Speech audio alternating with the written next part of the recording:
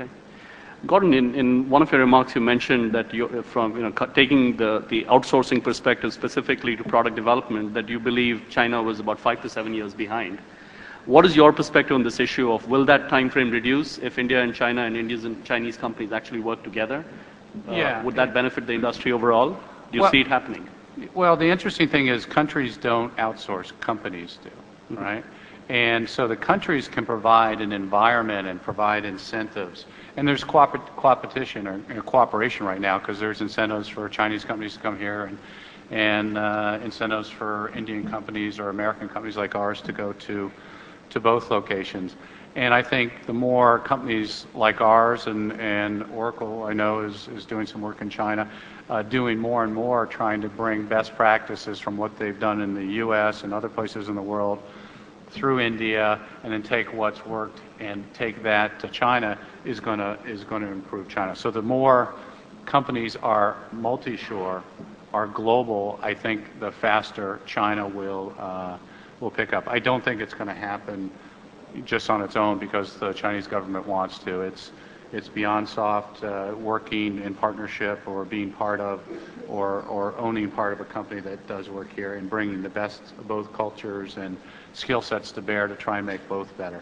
And my 5 to 7 years is an arbitrary number. It's a while because just a lot of the knowledge base that takes 2-3 years to develop isn't there. But the more companies working together, having locations in multiple places, I think that'll shorten that time frame. Actually, if you don't mind, I have a point. So we, like Gordon said, Oracle has an operation in China. It's much smaller than our operation here in India, which is many thousands of people. But specifically, my team, we've started to take a look at China and hire some talent there. And it turns out that the talent is good. It's strong. One of the issues that we face, and I think that everyone understands that especially amongst the more experienced people, English is still a little bit of a challenge. So, however, the fresh graduates, the junior engineers, they come out with a lot better English skills, written and spoken both.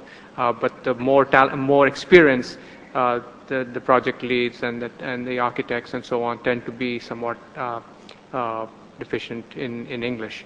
So, but the talent is there. There's no question about it. Just like there is talent in India, the question is, can that talent be harnessed in the right way? Can the right incentives be provided to the people to focus on product development as a career opportunity, as opposed to moving from project to project in the services space, or for some domestic implementations of their domestic software market. So where is the market going to go is unclear, but certainly the talent is there.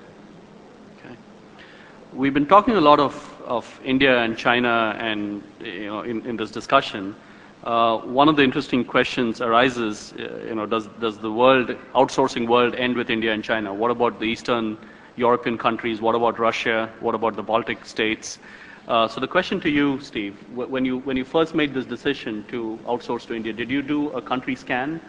Was that a focused decision to come to India? Do you continue to do country scans? And if you do, how would you rate the different countries other than India and China? So we did do a country scan. We looked at a lot of different locations. We still do on a periodic basis. The core driver behind our decision to come here, the core driver on our decision going forward, is always going to be access to intellectual capital. Really, that's really where it comes down to. And also keep in mind, from a company point of view, it's very hard to make investments in lots of different places. You really want to pick a location, make a large investment in that location, and then expand and actually start to sell and service customers in that location before you expand further. The one caution I would bring out, though, is that if all this ever is nothing more than a relationship that is purely capital at low cost, then this is a very short-term relationship. Short-term could be 7 years, but look, it's a short-term relationship. And I think it's very important that the relationships start to expand outside of merely low-cost capital, low-cost intellectual capital. Great. And I think that's a great segue that I'll pose to Gordon to this question. that the business models that we've been talking about so far and the issues we've been talking about so far still seem to be closely tied to wage arbitrage in some shape or form. How can you take it to the next level in the offshore product development so you start moving away and differentiating it from the commoditized services model? Yeah. Or has that already happened? No.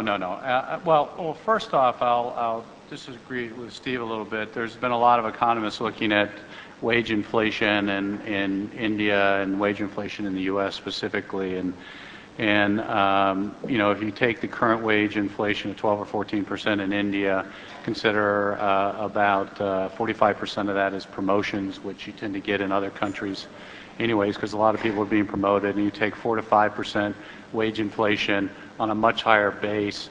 In the U.S., it's going to be about 21 years at the current rate before the costs in U.S. and costs in India are the same.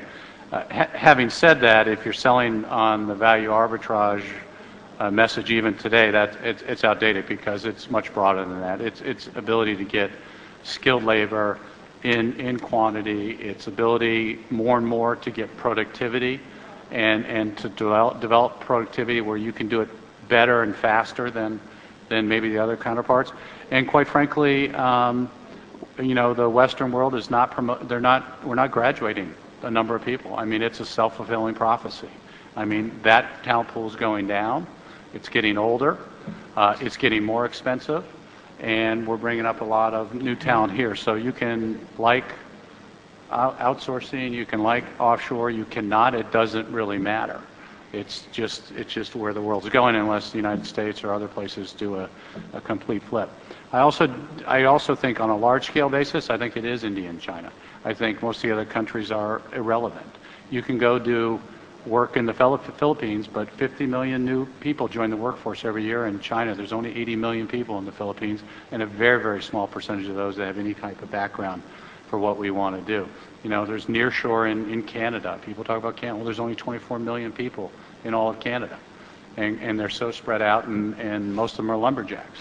I mean, the reality is there is no other place really with scale. And I look at the Eastern Europe, and quite frankly, it's all going to go EU.